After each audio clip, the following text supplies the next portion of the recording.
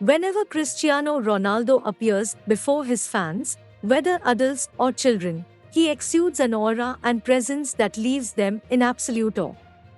His remarkable career longevity, unwavering work ethic, burning passion for victory, and unmatched competitiveness are just a few of the unmistakable qualities that make him an ideal sporting hero for aspiring footballers and passionate fans alike.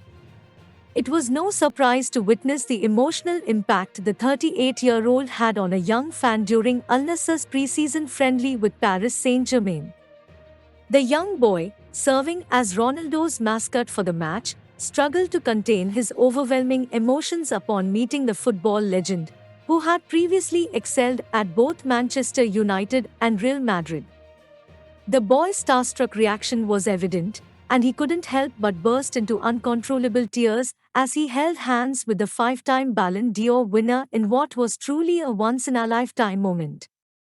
Touched by the boy's tears of joy, Cristiano immediately bent down to console him and embraced him warmly.